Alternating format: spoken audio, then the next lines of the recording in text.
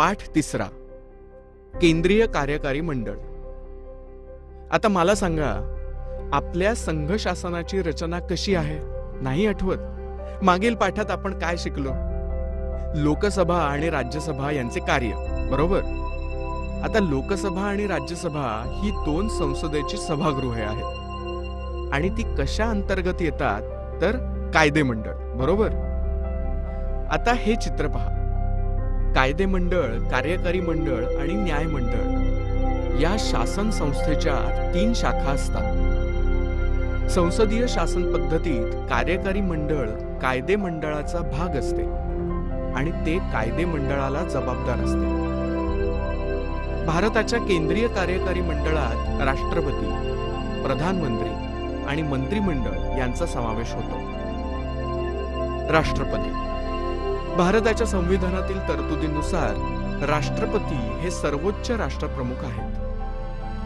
हे पद अतिशय सन्मानाचे आणि प्रतिष्ठेचे असून ते भारतीय प्रजासत्ताकाचे प्रतिनिधित्व करते. संविधानाने देशाची संपूर्ण कार्यकारी सत्ता राष्ट्रपतींना दिली आहे. देशाचा राज्यकारभार राष्ट्रपतींच्या नावाने चालतो. असे असले तरी प्रत्यक्ष व्यवहारात प्रधानमंत्री आणि मंत्रिमंडळ राज्यकारभार करते. म्हणूनच राष्ट्रपती हे नामधारी संविधानात्मक प्रमुख म्हणून ओळखले जातात, तर प्रधानमंत्री हे कार्यकारी प्रमुख म्हणून ओळखले जातात. आता आपण पाहूया राष्ट्रपतींची निवडणूक कशी होते. भारतातील सर्वसामान्य मतदार राष्ट्रपतींना थेटपणे निवडून देत नाहीत, तर त्यांनी निवडलेल्या संसद सदस्यांकडून आणि विधानसभा सदस्यांकडून राष्ट्रपती निवडले जातात. म्हणजेच निर्वाचन मंडळाकडून ते निवडले जातात. म्हणजे राष्ट्रपतींची निवड भारतीय जनतेकडून अप्रत्यक्षरित्या होते. राष्ट्रपतींचा कार्यकाल 5 वर्षांचा असतो आणि राष्ट्रपती पदाची निवडणूक लढवणारी व्यक्ती 35 वर्ष वय पूर्ण झालेली भारतीय नागरिक असली पाहिजे.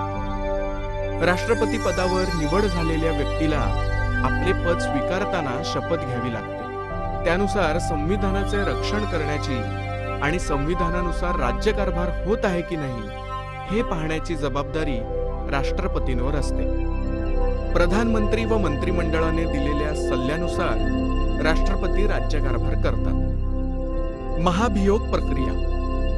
जरी संविधानाचे रक्षण करण्याची जबाबदारी राष्ट्रपतींवर असते, तरी त्यांचे एखादे वर्तन संविधानाचा भंग करणारे ठरल्यास राष्ट्रपतींना त्यांच्या पदावरून दूर करण्याचा अधिकार संसदेला असतो. या प्रक्रियेला महाभियोग प्रक्रिया असे म्हणतात. या प्रक्रियेत राष्ट्रपतींकडून संविधानाचा भंग झालेला असल्यास तसा आरोप कोणतेही एक सभागृह ठेवते व त्या आरोपाची चौकशी दुसरे सभागृह करते.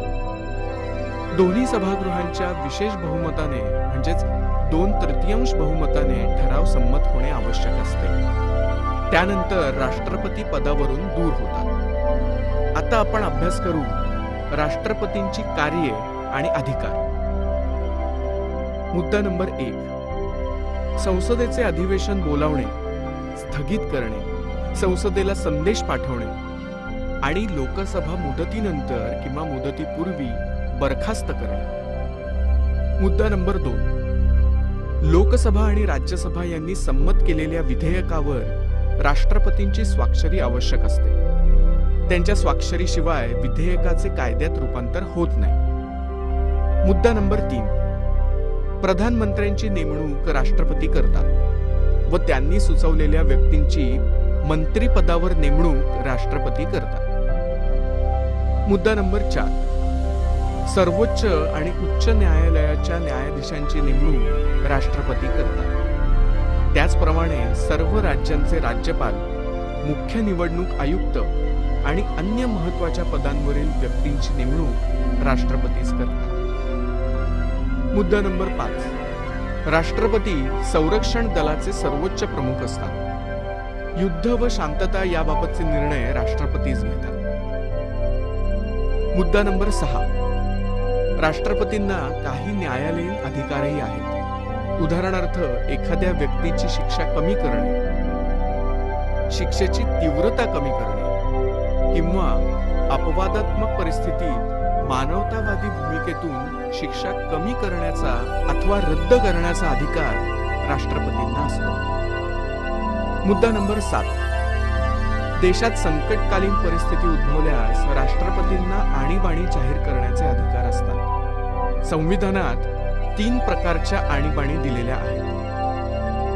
राष्ट्रीय आणीबाणी, घटक राज्यातील आणीबाणी किंवा राष्ट्रपती राजवट आणि आर्थिक आणीबाणी. उपराष्ट्रपती. राष्ट्रपतींच्या अनुपस्थितीत त्यांची कामे उपराष्ट्रपती पार पाडतात. उपराष्ट्रपतींची निवड संसदेच्या दोन्ही सभागृहांच्या सदस्यांकडून होते. प्रधानमंत्री आणि मंत्रिमंडळ. निवडणुकीत बहुमत मिळवलेला पक्ष आपल्या नेत्याची प्रधानमंत्रीपदी निवड करायची हे ठरवतो. त्याच पक्षातील प्रधानमंत्र्यांच्या विश्वासू सहकाऱ्यांचा प्रधानमंत्र्यांच्या मंत्रिमंडळात समावेश होतो. प्रधानमंत्री व अन्य मंत्री संसदेचे सदस्य असणे आवश्यक असते. नसल्यास त्यांना 6 महिन्याच्या आत संसदेचे सदस्यत्व मिळवावे लागते. प्रधानमंत्री व त्यांचे मंत्रिमंडळ खऱ्या अर्थाने राज्यकारभार करत असते. याचाच अर्थ राज्यकारभाराची वास्तव सत्ता ही प्रधानमंत्री आणि मंत्रिमंडळाकडे असते. प्रधानमंत्र्यांची कार्ये. मुद्दा नंबर 1. सर्वप्रथम आपले मंत्रिमंडळ तयार करणे. प्रधानमंत्री आपल्या पक्षातील विश्वासू सहकाऱ्यांना प्राधान्य देतातच, पण त्याचबरोबर प्रशासकीय अनुभव, राज्यकारभाराचे कौशल्य, कार्यक्षमता, विषयातील तज्ञता यांचाही विचार मंत्री निवडताना केला जातो. मुद्दा नंबर 2. खात्यांचे वाटप करणे. मुद्दा नंबर 3. प्रधानमंत्री मंत्रिमंडळाचे नेतृत्व करतात. मंत्रिमंडळाच्या सर्व बैठका त्यांच्याच अध्यक्षतेखाली होतात. मुद्दा नंबर 4. खाते वाटप झाल्यानंतर विविध खात्यांमध्ये सुसूत्रता राखणे, खात्यांमधील परस्पर सहकार्य वाढवणे, खात्यांचा कारभार कार्यक्षमतेने होत आहे की नाही हे पाहणे इत्यादी कामे प्रधानमंत्र्यांना पार पाडावी लागतात. मुद्दा नंबर 5.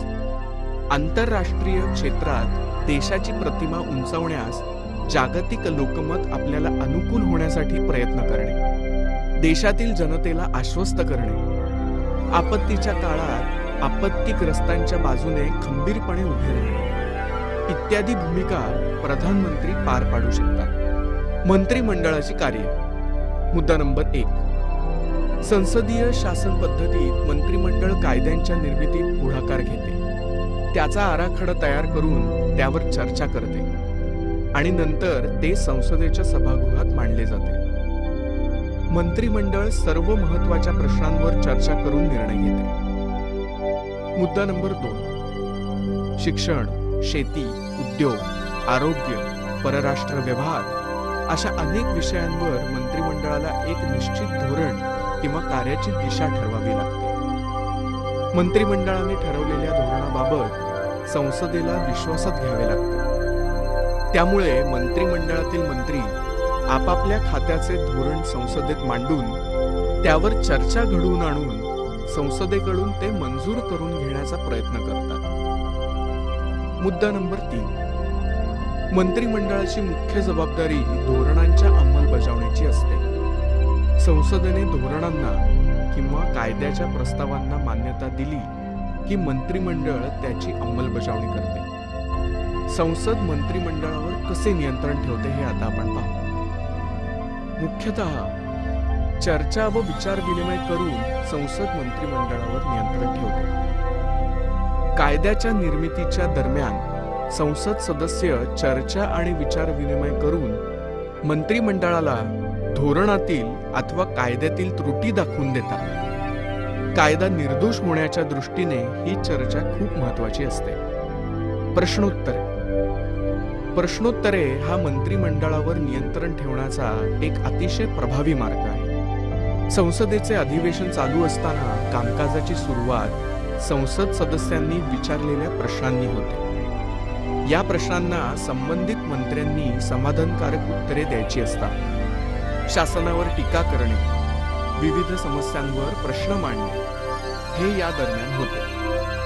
मंत्र्यांच्या उत्तराने समाधान न झाल्यास वाद निर्माण होऊ शकतात. आपला निषेध व्यक्त करण्यासाठी काही वेळेस संसद सदस्य सभात्यागही करतात किंवा घोषणा देत सभागृहाच्या मध्यवर्ती ठिकाणी जमा होतात. शून्य प्रहर. अधिवेशन काळातील दुपारी 12चा काळ हा शून्य प्रहर म्हणून ओळखला जातो. या काळात सार्वजनिक दृष्ट्या कोणत्याही महत्त्वाच्या प्रश्नावर चर्चा घडवून आणता येते. अविश्वासाचा ठराव. मंत्रिमंडळावर नियंत्रण ठेवण्याचा हा एक अत्यंत प्रभावी मार्ग आहे. लोकसभेत जोपर्यंत बहुमत असते तोपर्यंतच सरकार कार्य करू शकते. हे बहुमत संसद सदस्यांनी काढून घेतल्यास सरकार किंवा मंत्रिमंडळ सत्तेवर राहू शकत नाही. आमचा मंत्रिमंडळावर विश्वास नाही असे म्हणून संसद सदस्य अविश्वासाचा ठराव मांडू शकतात. तो बहुमताने संमत झाल्यास मंत्रिमंडळाला राजीनामा द्यावा लागतो.